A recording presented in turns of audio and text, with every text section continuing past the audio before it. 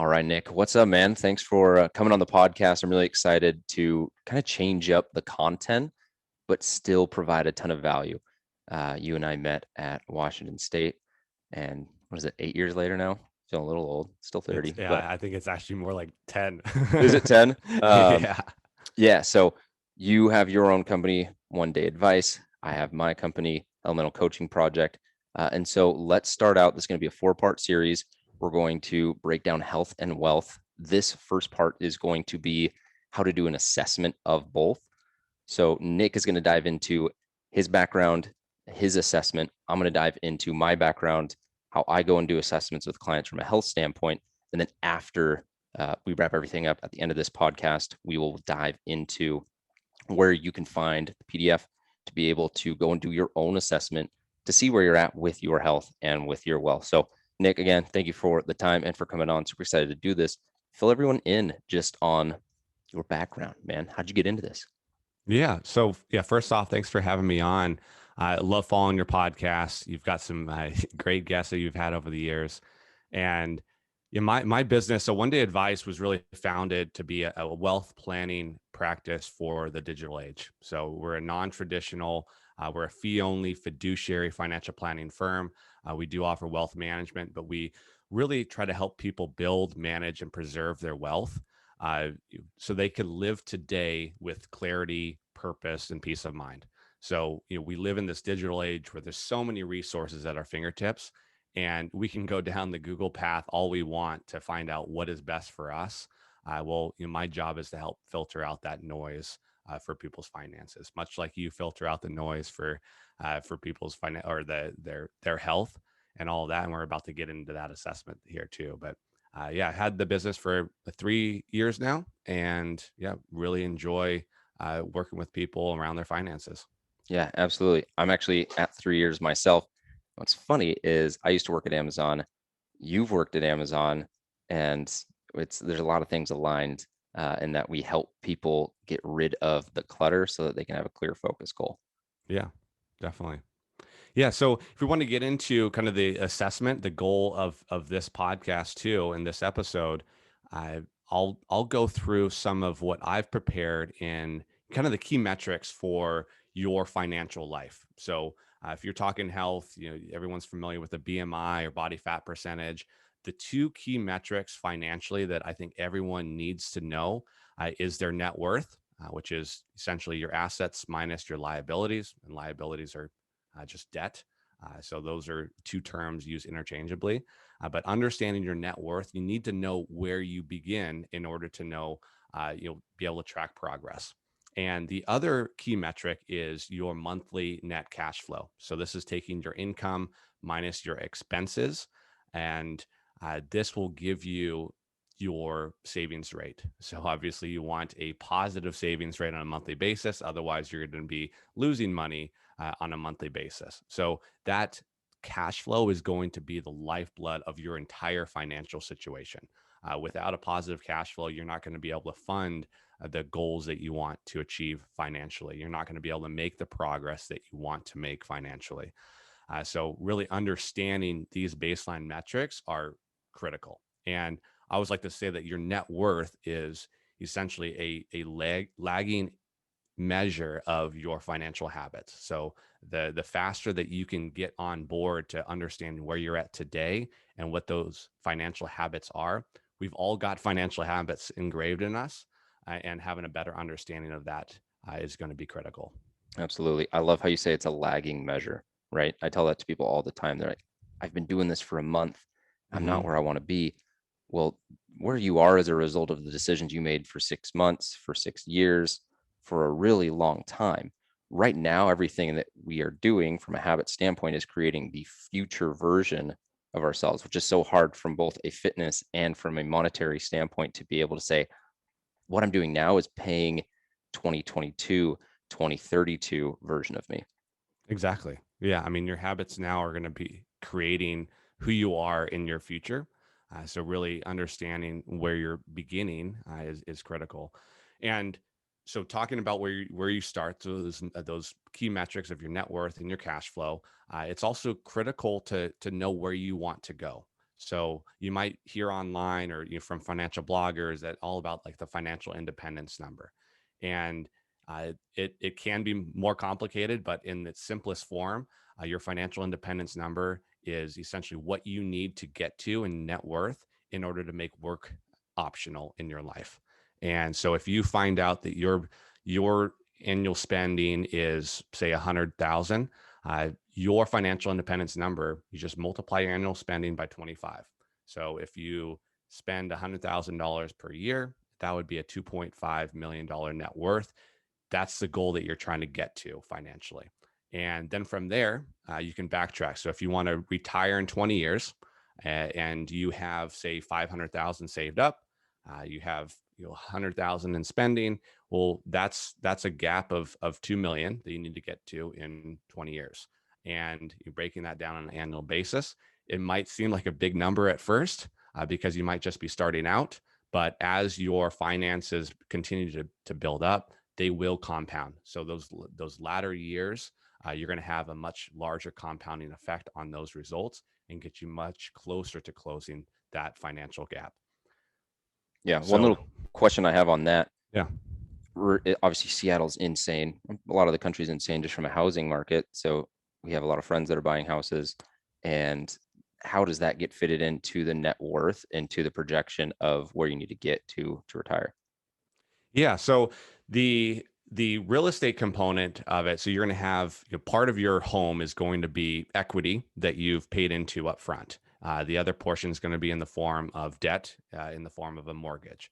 So totally fine to have a conservative number given. I know with the inflated home prices right now that we're experiencing in Seattle and other parts of the country, I wouldn't include these hypothetical scenarios of ideally selling your home for 2 million when it's actually worth like 1.2 or something.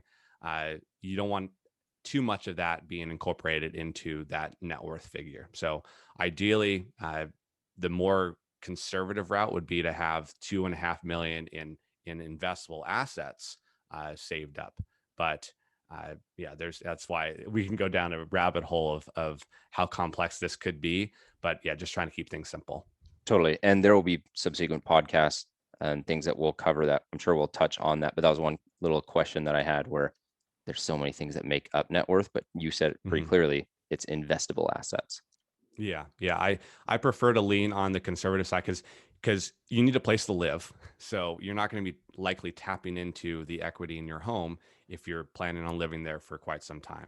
You can always take a cash out refinance, but ultimately it's nice having that as a buffer, the equity in your home. So if anything does happen, and you can sell the home, get that equity back, and be able to live off of the equity that you have in your home. But ultimately, you need a place over your head at night to sleep and live. Yeah, absolutely. So Yeah. what's next? What's next on the Yeah. assessment? So the assessment of your financial health. So I look at earning potential. So there's always two sides of the equation. You have your spending and you have your income. Money coming in, money coming out. Your earning potential is critical to really fully understand. So you being able to assess your historical earnings, your whether or not your compensation is increasing on an annual basis. What is your value in the marketplace versus what you're earning today at your current employer, and things like pay scale, Glassdoor, even Angel List. If you work for startups, Angel List will list their starting salaries along with stock compensation and what that looks like. Companies are becoming more and more transparent these days, to close that equity, gender gap, in order to really put out there what different positions are worth in the marketplace. So understanding that, and then also understanding what skill sets could you acquire, could you learn that will make you more valuable. So will learning how to code in Python make you more valuable in your current role, or give you an added ability to get that job that you've always wanted? So what skill sets can you learn? So that's on the income generating side. And then on the spending and cash flow side, really the whole my whole basis around spending is how important it is to build a decision framework around your spending. So cutting out the things that don't truly add value to your overall well-being, and happiness, and then spend money on the things that will add value to your life. So in terms of a self-assessment is, where is your money going? Just understanding if you have so much satisfaction come from experiences and travel, well, how much of your monthly spend is going towards those things that align with your values? And more times than not, I find that people, oh yeah, I value travel and doing stuff outdoors, but then their spending history is showing that they're eating out, going to the bars, not taking care of their health, you name it. So really being able to cut out that bad fat in your life. And I know we've talked about it in the past about the good fat and the bad fat. Myself as a client of yours, uh, the bad fat drains you of energy and has a short-term benefit. So this is eating out, going to the bars.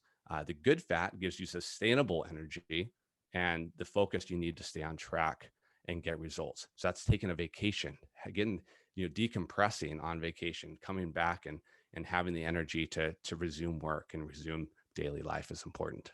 Yeah, I like that. I use that analogy in so many different areas where people think this food's bad, this food's good, right? So Yeah. alcohol on a random Tuesday night because that day was hard, it's going to be a little bit misaligned, we'll call it, with your goals. If it's your Yeah. best friend's wedding, yeah, have that glass of wine, have multiple glasses of wine, but you got to understand like what is the reason that you're doing it. Same thing with food. You can have Skittles for energy, or you can Mhm. have a banana for energy. Two completely different things. Yeah. One's going to play a much better role Yeah, and and last a little longer. data doesn't lie. So I know you've had me track my calories in the past too, and when I don't track, it's easy for me to say, oh well, I kept it under the 2,000 calorie deficit that I have going, but in reality, I forgot about the extra bowl of popcorn I had or the bowl of ice cream I had late at night, and I actually ended up consuming more than I anticipated. Well, same thing goes financially. I mean, that's the nice thing about having everything on digital payments through credit cards is you have a track record of where your money is going. So I recommend everyone to have at least 3 months worth of data to get a good baseline of what their actual monthly spend is. We typically underestimate how much we spend on a monthly basis. Yeah, I'd be interested to hear any studies that there are how many studies there are on underestimating how much you spend, right? Mm-hmm. If you were to say, Paul, how much did you spend on that vacation? I would probably underestimate. If you said, Paul, how many subscriptions do you have? I'd probably underestimate. And I'll dive into this in my assessment, but there are studies that literally show up to 70% of people not accounting for or Mm-hmm. misrepresenting what it is that they're consuming. And the thing that I love about the financial system is there is the credit card and the banking system where you can go and look at a statement. Yeah. And we've all been there Monday morning. We're like, man, I really don't want to look at my bank account and see what I did this last weekend. And the bank account's not going to lie to you. Yeah. You can lie to yourself and have a little confirmation bias with the tracking. But when Mm-hmm. you track, it's really illuminating to see, oh, wow, this is the actual truth, not what my reality wants it to be. Yeah. And what are one-off expenses or what are one-off like nights out with friends? Are those one-offs being repeated every single weekend? Well, if so, those are not technically one-offs. Yeah, that's a So 10 off. If you do it yeah, 10 that's a days in a 10 off. row, it's not a one off. Yeah, exactly. And people have a tendency to say, oh, well, I don't normally buy a car on an annual basis or something. So I'm just going to remove that from my budget. But then they find something else to spend, significant amount of money on. And those one-offs over time really add up to, they should be counted into your monthly expenditures. Yeah, we'll touch on this a little bit in both the mental performance side on my end, but also Hmm. in like common pitfalls.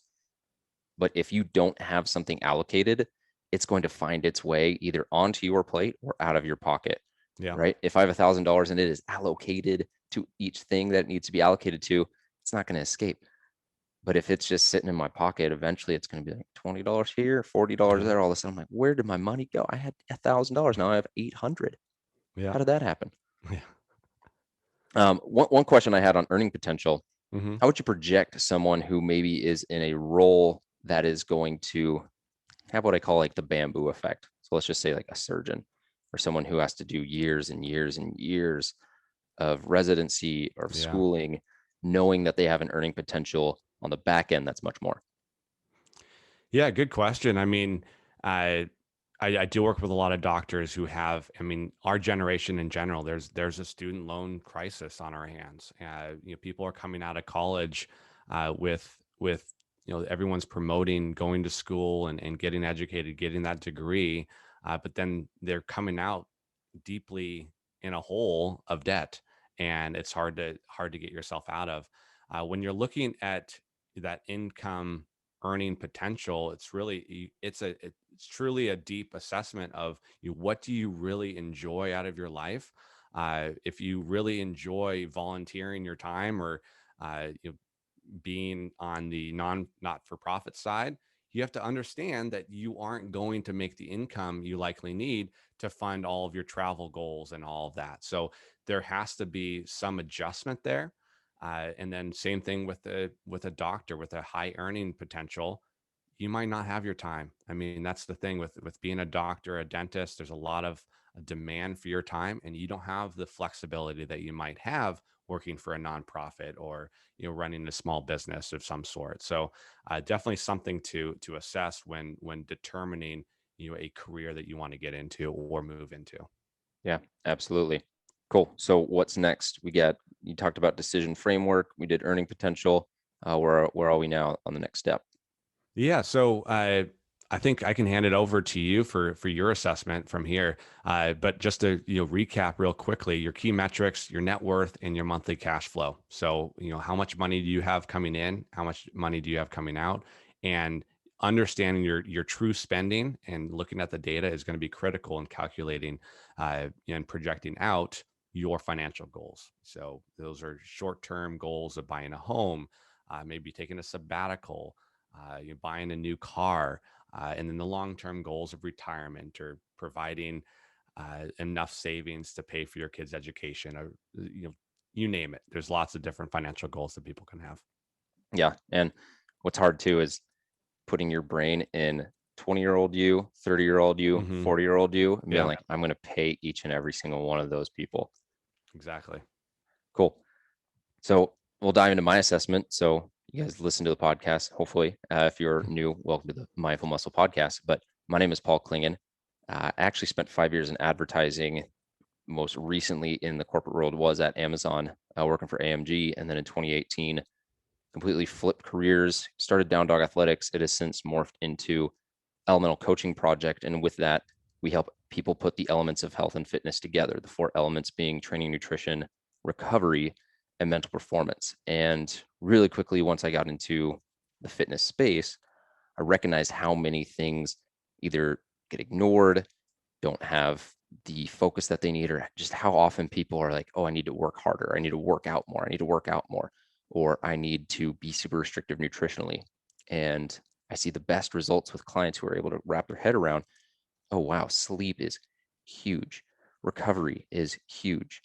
Having the right mindset around what it is that we're doing, knowing that it's going to be a journey, not just you get to that 3-month goal and then you're done with fitness forever. It's like, go and look at The Rock. Go and look at Jennifer Lopez. These people are 50, 60 years old. They look great. You can do that too. And it may not be a look great thing, but I always say when I'm 90 years old, I want to be able to get off the toilet myself. And the inability to do that is going to be dictated by the decisions that you make now from a strength standpoint, mobility, nutrition, and longevity, which is a great transition into one of the first questions that I have for clients. So if they fill out an application, I get on the phone with them, I want to know what their goals are. And there's 3 goals that as you get closer to them become a little bit more, we'll just say you get further from the other one. So it is performance, aesthetics, and longevity. Now, if you haven't worked out in a year and you're 60 pounds overweight, working out and eating healthier is going to get you closer to all 3. But I like to frame it this way because when you are training for strength or for performance, having run a marathon, when you're training for that, what you look like does not matter. The decisions that you're making aren't saying, okay, is this going to help me be healthier 30, 40 years down the road? A good example of that is a professional athlete, like a football player. All they care about is being able to perform at the highest level. Russell Wilson doesn't care if he's got 6-pack abs. DK Metcalf is just a physical freak. And so he does have all those things. But when you are focused on Paul, can performance, you make me more like DK Metcalf? yeah, absolutely. We'll put you on a 4-2 sprint speed training plan. When you have a performance related goal, that is the focus. Then when you have an aesthetic based goal, that's losing weight. That's body composition changes. That is, when you get to the extreme, getting on stage, getting on a magazine. And what people don't realize is the Gerard Butlers in 300, the Chris Hemsworth in Thor, these movie stars that are getting super, super lean are one, on performance enhancing drugs. And if they're not, when they're filming that, they are miserable. As someone who is getting ready for a photo shoot a week from now, I'm at a really low calorie level. It is meant for looking the part, but my performance has taken a dip. So the closer you get to aesthetics, what you got to realize is you're going to be pulling your body out of homeostasis. You're going to essentially be giving your body less calories than you need. You're doing all these things that are going to deprive your body from what it needs to recover, train hard, perform well. So again, as you get closer to that, just know that performance is going to drip. Then there's a longevity side where you're like, hey, I want to move really well. I don't need to look like I'm on a magazine. I don't need to go and perform like an elite level athlete.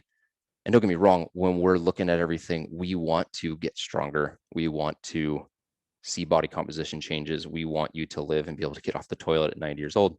Mm-hmm. But I ask this question because a lot of times people will take the goals that they think they're supposed to have based on society or based on what their friends are doing and not give themselves permission to say, That is huge. this is what I actually want. Yep.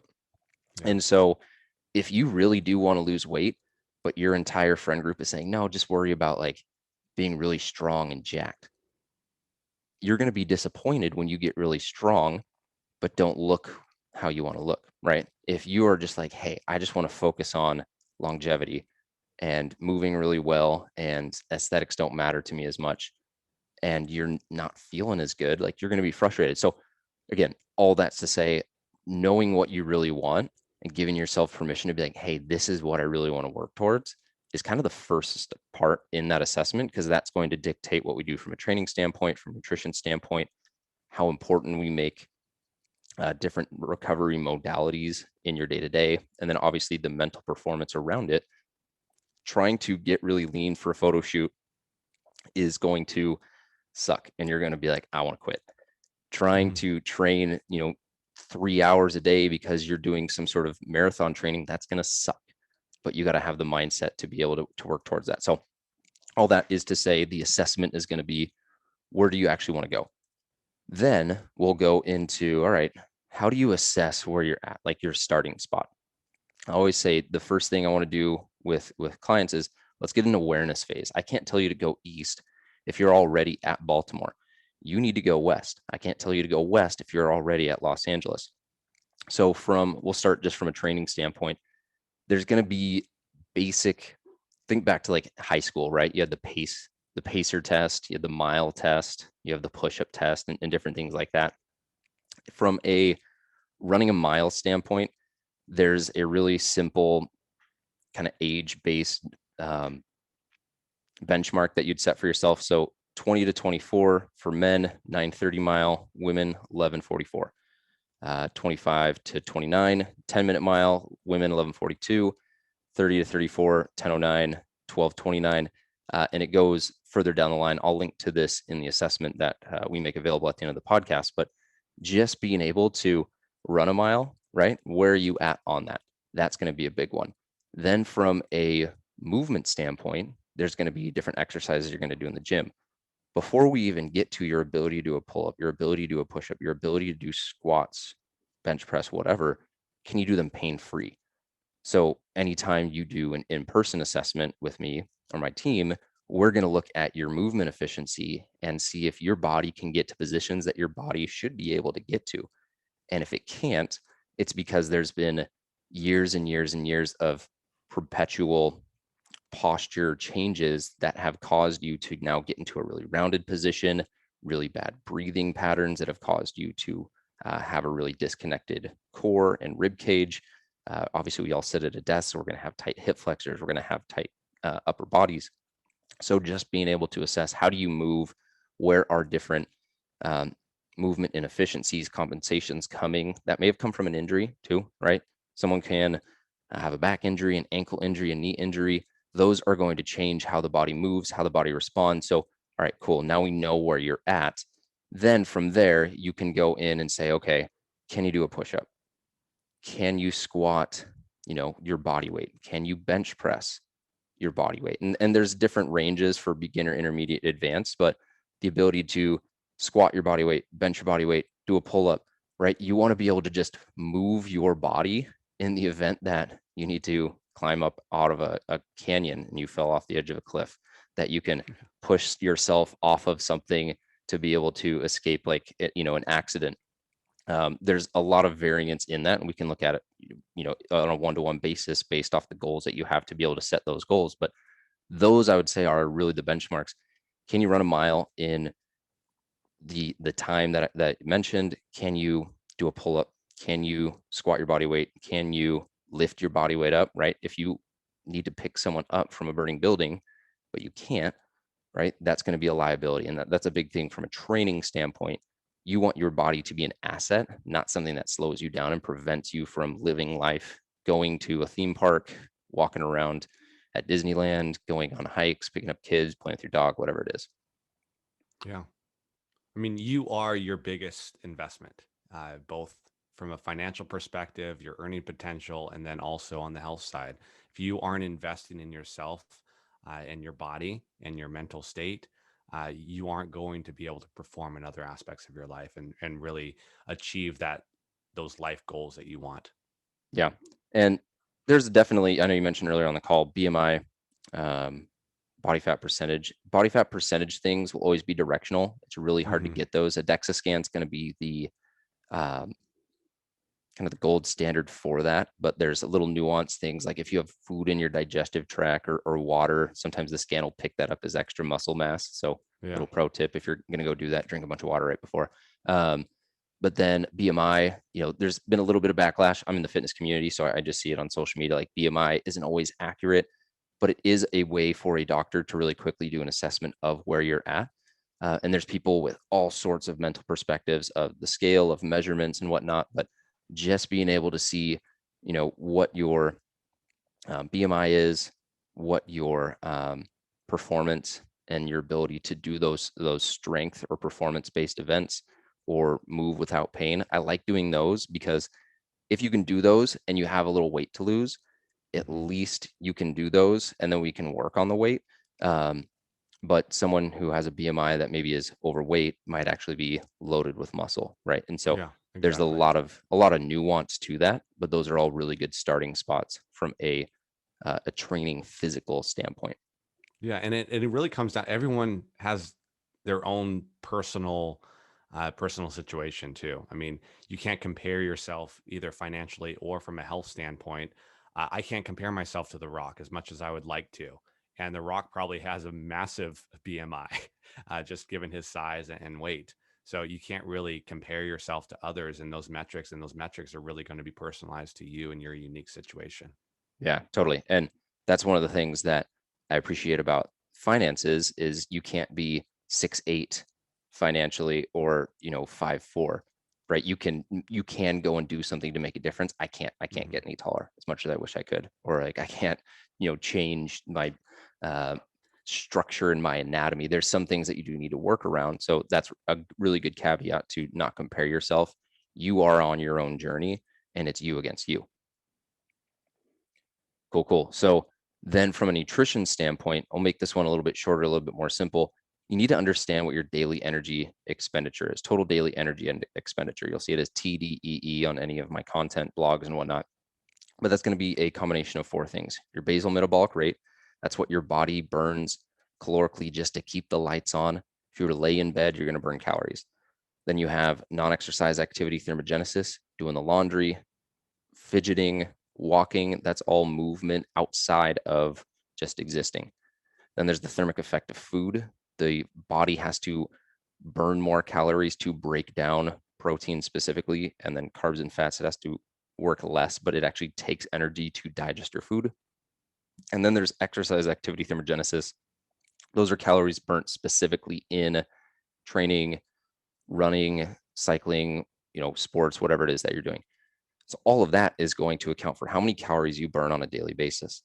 When you want to find out where you're at metabolically to understand where your nutrition goals need to be, then you would say, all right, track in MyFitnessPal or track in some sort of tracking app everything that you eat for 2 weeks, track your weight. And if you have like a fitness watch, like an Apple Watch or Garmin or something, track how many calories you burn or how many steps you have. I like to call those like the three, whenever they're saying like where did the earthquake happen? They have the Mhm. three little circles to find the epicenter. That's going to help you understand what your total daily energy expenditure is. And then from there, you can set your calories and then from there, your macros based off of the goals that you have. But until you know what's coming in, what's coming out, and how your body is adapting to that, what it says on the scale is basically what it says in your checking account. The body is kind of like debits and credits, which is where I'll use Yep. a lot of financial analogies. It's not going to lie to you. Calories in, calories out is going to dictate weight loss, weight gain. Now, what dictates calories out is going to have a ton of variability based off those four things that I talked about. But until you understand where you're at, is 1,400 calories maintenance? Is 2,400 calories maintenance? Is 3,400 calories maintenance? Until you track accurately, that's where you need to be to have an assessment of where you should be at from a nutritional standpoint. Yeah, and you always tell me about like consistent activity too throughout the day. I think with culture the way it is today, working 9 to 5 throughout the week, you might be sitting down a majority of that day, and then all of a sudden you get into a CrossFit or a HIIT type style workout where you expend a lot of energy in a very short amount of time, and then you're back to that kind of solidary, uh, just sitting lifestyle. And then you have the weekends where you're going out and maybe doing some more physical activity, and then you're back to sitting from 9 to 5 during the week. So rounding out each day with more walking, specifically just being more, having more movement consistently throughout the day. Yeah, definitely. Everyone wants the metabolism they had when they were 22. I would have Yeah. you consider how has your movement changed from 32 to 22, right? When we're in Pullman, we're walking uphill both ways to classes. We're playing intramural sports. We're going to the gym. Yes, we're staying up and maybe being out and drinking, but that extra 4 hours of dancing is also energy burnt, right? Versus now, Yeah. you wake up, sit in your car, then you go and sit at your desk, go for a 20-minute walk, maybe in between all of that, then you do your hour workout, then you sit on the couch and watch Netflix.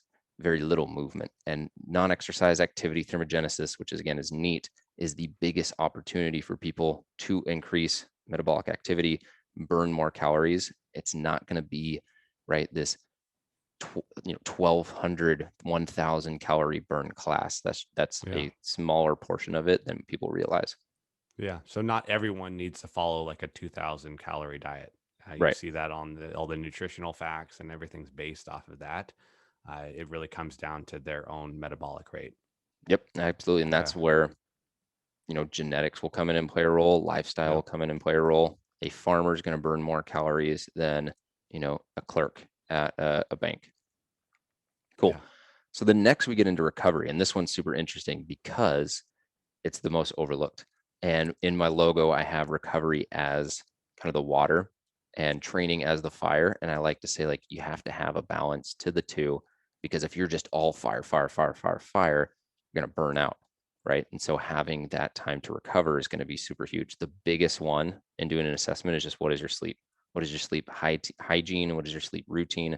Are you able to wake up with the light? Are you able to go to bed with the dark? The body and the cells specifically have a circadian rhythm that is embedded in the genetic code, and they don't want to deviate from that. But we deviate from that by staying up really late, either working, having a bunch of screens on, watching Netflix, being out all the time. And so getting an understanding of how many hours are you sleeping, from what hours are you sleeping, from when to when. And there's really cool technology these days. If you haven't tried Whoop, an Aura Ring, an Apple Watch, or there's a bunch of different ones like Garmin or Fitbit are starting to do this, where it'll tell you your sleep score and it'll tell you whether it was quality sleep, whether you're recovered. But I always say you can only go as hard as you can recover. And so one of the things I'll always track and ask with clients is like, how many hours are you sleeping?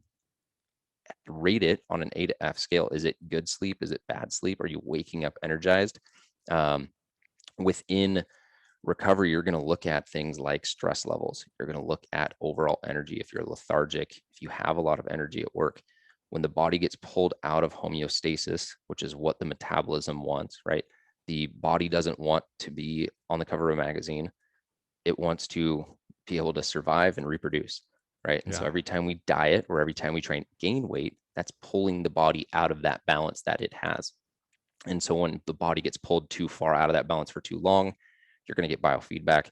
That is a sign that the body's not able to recover from the stress that it's being put under. So poor sleep, hunger cravings, energy, loss of libido, really high stress levels, acne, all those are signs that the body is like, yo, we are so under recovered. Yeah, exactly. And I do have one of those Aura rings, that OURA ring. Mm-hmm. And it's great to see, how much time it takes for me to fall asleep at night, how restless I am, what my resting heart rate is, and how low that drops early on in the night is a significant factor in how restful your sleep is, and how restful you are the next day. And you talk about, elite athletes, just watching the NBA playoffs, they're playing every other night. But, for the most part, the rest of their day is pure recovery. I mean, as soon as they stop the game, they're taking an ice bath, they're beginning that recovery cycle, and, probably lounging at home, maybe playing some video games, but it's just a very, very much, centered around their recovery. And the best athletes recover very well. Yep. You always see people that are wanting to do the Rock's workout plan, or Chris Hemsworth workout plan, or this athlete's workout plan. What they don't realize is that, right to your point, they finish the game, ice bath, massage, Hmm. cryotherapy. They got their legs in different compression chambers. They are lounging, playing video games for 4 hours and just chilling. Yeah. Whereas you're going to work, getting super stressed out, Yeah. maybe sleeping 5 hours. And then if you got a family, right, you have all those responsibilities. So keep that in mind. If you want to train like Thor, you got to recover like Thor. Exactly. Yeah, and I love that sleep at night factor too, from a financial standpoint. That's something I always ask my clients is, how are you sleeping at night? What financial decisions, or what aspects of your finances are potentially keeping you up at night? I think finances can be one of the larger causes to lack of sleep, beyond just stress. Finances is typically a large stressor in people's lives. So being able to address, like, are they worried about being able to pay rent next month, or they are coming due on having to re-sign a lease, and it's going to be an increase? So, like, should they buy a home to avoid that increase in monthly expenditure? So, like, does buying a home make sense at this inflated home price market? There's lots of little things that add up that either keep people awake at night, or in my case, waking up in the middle of the night with all these things on my mind and trying to get back to sleep, thinking about all these things. Totally. And that's a great segue, because the last part of the assessment is mental performance. And I look at this from an assessment standpoint of, where is your mindset at now? Knowing that your goal is either to lose weight, to get an improved baseline for longevity standpoint, right? Or increase performance. Where's your mindset at now? What's your relationship like with food for you, right? What's your relationship like with money? Are you afraid of carbs? Are you afraid of slowing down and not working out for a day, right? These are all things that cause people a lot of anxiety. And until that is addressed, it's going to be really hard to then go and execute the plan that's created. Definitely. Yeah. And I have posts on my social media too on the money mindset, things that people should be thinking of. And Napoleon Hill, whether you're into self-help or not, I love his central quote of really everything that he's done around kind of getting that mental mindset just into the right, uh, you know, right peak for performance. And his whole thing is, what the mind can conceive and believe, the mind can achieve. So it's that belief system. And when it comes to your finances, identifying as a six income earner, even when you're not, adopting the habits of a six-figure earner or seven figure earner, whatever you want to be, from a monetary standpoint, adopt that type of mentality, and you will do things in your life like, well, does a seven-figure income person spend 4 hours watching Netflix at night? Probably not. they're learning a new skill set, they're reading books, and they're trying to better themselves. And I do believe that your network determines your net worth financially. So you are the average of the 5 people that you hang out with on a typical basis. So that's another self-assessment that people can go through, not only financially but also from a health standpoint. If you're hanging out with people who don't work out or eat healthy, you're also going to have a much harder time doing that, and vice versa for your finances. If you're hanging out with people that spend a lot of money and don't work on their income, you are likely going to do the same and fall into that average trap. Yeah, absolutely. The things I'll have people do to work on their mental performance are the things that you can do in a way to have an assessment of where you're at.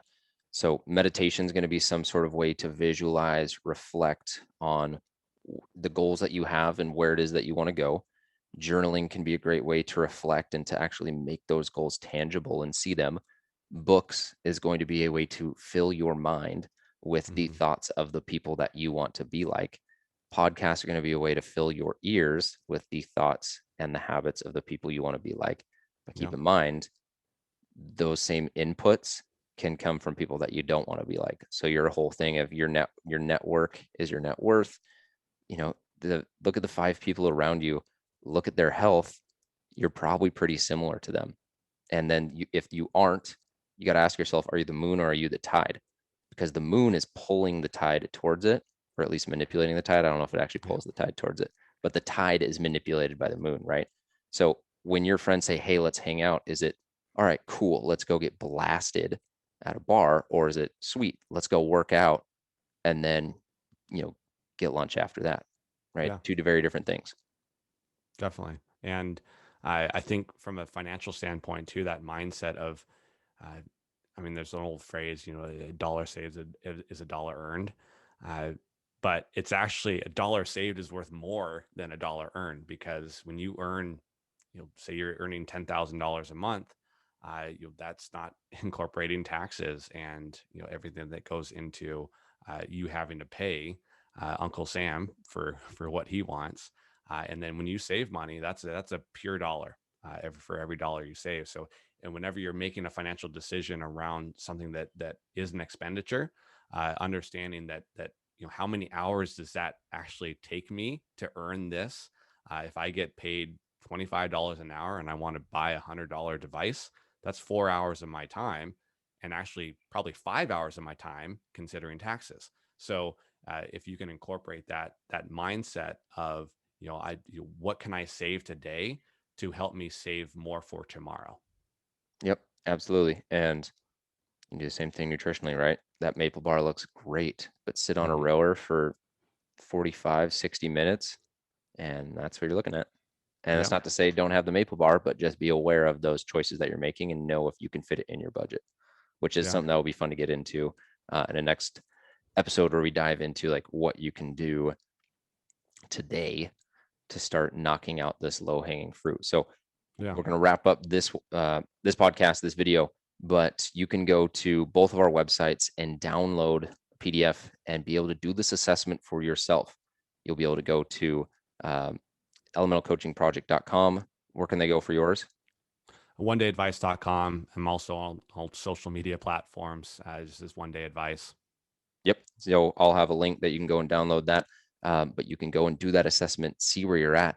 And then, this is the awareness phase. I always say it's awareness, strategy, action for any change that you want to make. But until you realize where you land on all of this, it's hard to know that you need to make a change or create a strategy that will improve you even more. Exactly. Cool. Love it. Sweet. I'm excited for phase 2. This has been an awesome one. We'll dive into the next one very shortly. Thanks for listening, everyone.